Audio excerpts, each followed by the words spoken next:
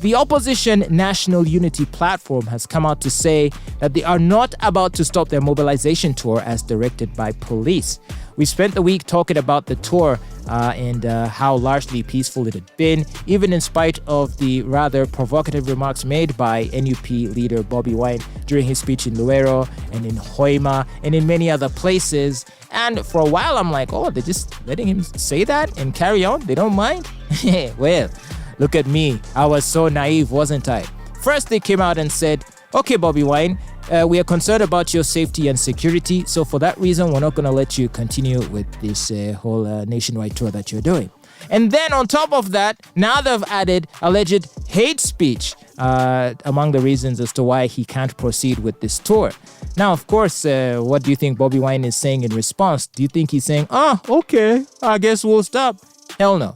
They have come out to say they are not about to stop their mobilization tour as directed by police. In response to the police directive, NUP spokesperson Ssenyonyi said, having successfully concluded the first part of the mobilization tour, that they will soon hit the ground running again with the second phase. He revealed that in 2 weeks' time, they will resume the mobilization tour as they set eyes on now central Uganda. Ho ho! Well, in a statement from the Deputy Inspector General of Police, Major General Jeffrey Katsigazi Tumsime, indicated that Kyagulanyi and his NUP supporters had disregarded a number of guidelines provided to them by police. Now, police are saying that wherever the meetings have happened, that there have been public disorder and unnecessary traffic jams, or loss of businesses, malicious damage to property, and so forth. And then the police now are accusing Kyagulanyi of using the mobilization tour to, quote, incite violence, promote sectarianism, make illegitimate calls for the removal of an elected government, and issuance of defamatory statements against the person of President Museveni.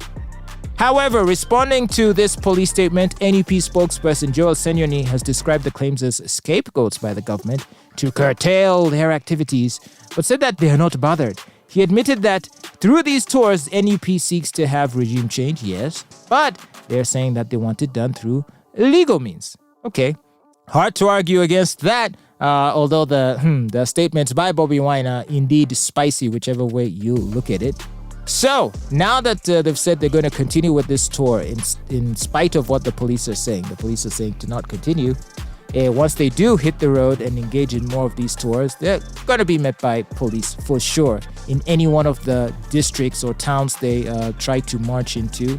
So their entire procession will probably be intercepted by, dozens of police officers and police vehicles.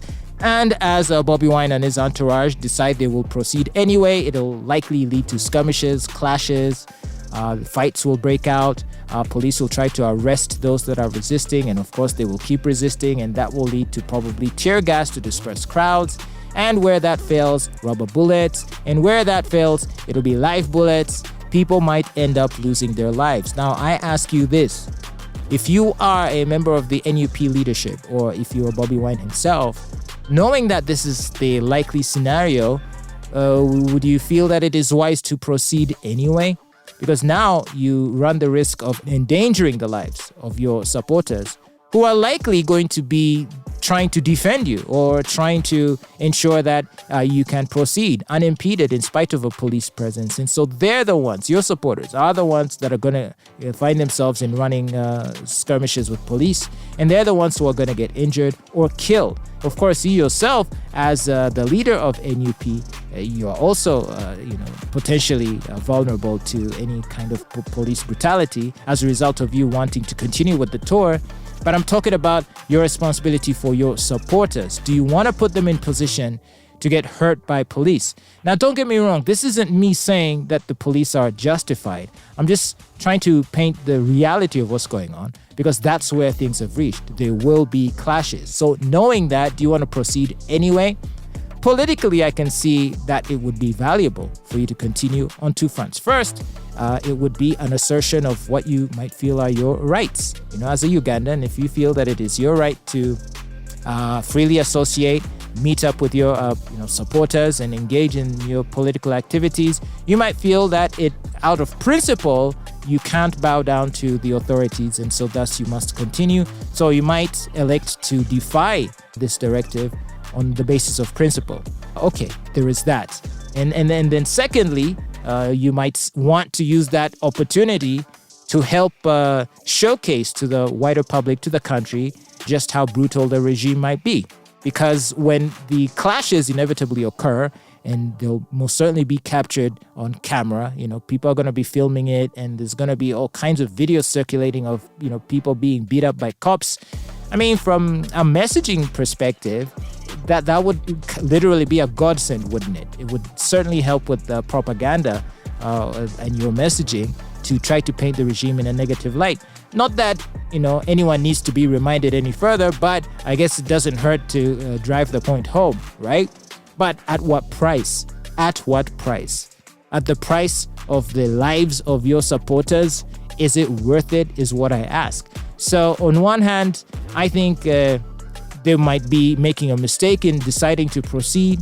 And also I would say that the police are wrong in setting up a scenario in which it now becomes inevitable that there will be clashes, because police has to know that NUP are going to proceed anyway. So rather than create a scenario, coming out with these directives which they know are going to be defied, how about if they instead had tried to engage Kyagulanyi or the NUP leadership more diplomatically? Because if security is the issue, it would just be a simple matter of inviting the leaders of NUP and saying, hey, let's talk about the security situation. Do you think you can beef up this? Do you think you can beef up that? Please ask us where you need our assistance, this and that. Like if those claims of security concerns was legitimate, that's what they would do. Instead of using that as a basis to say, okay, so therefore now you can't do it, because it'll be very easy for people to assume that your intentions aren't sincere. And now that you're adding insightful language and hate speech on top of that, and you've come out with a directive on that basis, you've just made the clash inevitable. It is going to happen, and it now is going to get bloody, and lives are going to be lost. So it's a sad day for Uganda, I have to say. I feel like there are no winners. Everyone's a loser in this situation. The NUP is going to lose. The police are losing. All of us, the citizens of Uganda, are going to lose from the potential fallout of what is likely to happen next. Oh, I wish things could be handled more smoothly in this country. Oh, Uganda, what shall we do for you? RX Radio.